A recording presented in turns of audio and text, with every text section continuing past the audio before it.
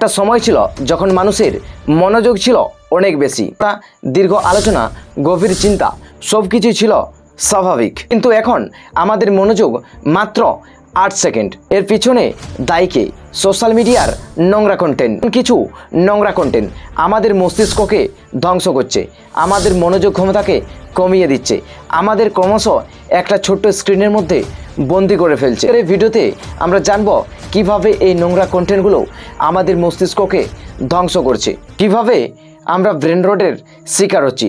আপনি হয়তো ভাবেন সোশ্যাল মিডিয়া স্ক্রল করেন শুধুমাত্র একটু বিনোদন এবং আনন্দ উপভোগ করার জন্য, কিন্তু আপনি সম্পূর্ণ ভুল ভাবেন।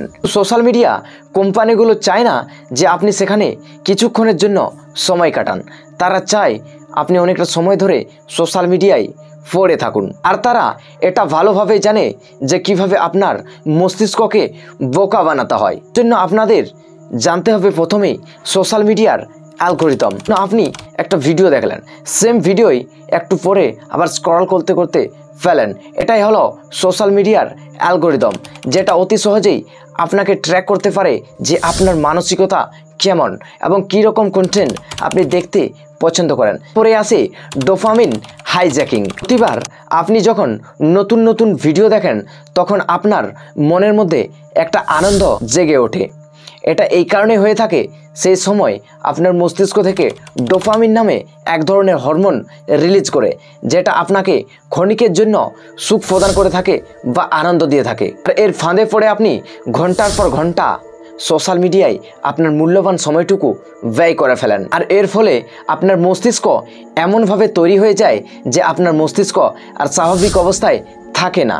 যে জিনিসগুলো আপনাকে দীর্ঘ সময়ের জন্য আনন্দ দেয়, যেমন বই পড়া, প্রকৃতিতে হাঁটা, সৃজনশীল কিছু চিন্তা করা, এইসব জিনিসগুলির প্রতি আপনার আস্তে আস্তে বিরক্তি চলে আসে। চলুন এবার জেনে নিই কীভাবে এই নোংরা কন্টেন্টগুলি আমাদের মস্তিষ্ককে পচিয়ে তুলছে। সবার প্রথমে জানতে হবে ব্রেন রট কি।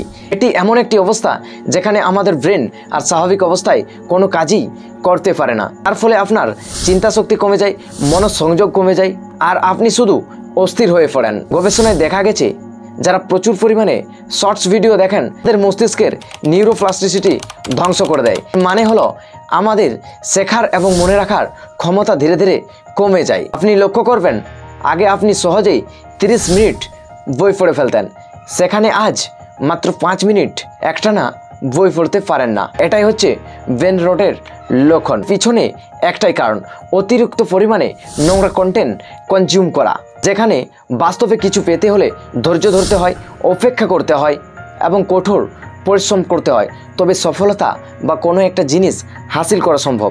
দাঁড়িয়ে আপনি যদি এটা ভাবেন যে 1 মিনিট বা 59 সেকেন্ডের একটা ভিডিও আপনার জীবন বদলে দেবে বা আপনাকে আহামরি কিছু শিখিয়ে দেবে, তাহলে সম্পূর্ণ ভুল ভাবছেন। প্রশ্ন হলো আমরা এই সোশ্যাল মিডিয়ার ট্র্যাপ থেকে কি করে বার হতে পারি। চলুন সেটাই আলোচনা করব। প্রথমত আপনাকে 2 থেকে 3 ঘন্টা এই ফোন থেকে দূরে থাকতে হবে, বিশেষ করে সকালে ঘুম থেকে ওঠার পর এবং রাত্রিতে ঘুমোতে যাওয়ার ঠিক 1 ঘন্টা আগে আপনাকে ফোন ঘাঁটাই চলবে না, কারণ এই সময়ই আমাদের ব্রেন সবচেয়ে বেশি সংবেদনশীল হয়ে থাকে। দ্বিতীয়ত সোশ্যাল মিডিয়ার অপ্রয়োজনীয় কন্টেন্টগুলোকে অ্যাভয়েড করে চলতে হবে। তৃতীয়ত বেশি পরিমাণে বই পড়ুন, মেডিটেশন করুন এবং কোনো একটা কাজ একটানা করার অভ্যাস গড়ে তুলুন। এখন আমরা এমন একটা সময়ে বাস করছি যেখানে দাঁড়িয়ে আমাদের মস্তিষ্কের সবচেয়ে বড় শত্রু হচ্ছে সোশ্যাল মিডিয়া। এটা আজ আমাদের শুধু সময়ই নষ্ট করছে না, এটা আমাদের চিন্তা শক্তিকে ধ্বংস করছে, আমাদের আবেগ নিয়ন্ত্রণ করছে এবং আমাদের বাস্তব জগৎ থেকে দূরে সরিয়ে নিয়ে যাচ্ছে। সো এই ভিডিও যদি আপনার একটুও গুরুত্বপূর্ণ মনে হয় তাহলে বন্ধুদের সাথে শেয়ার করতে ভুলবেন না।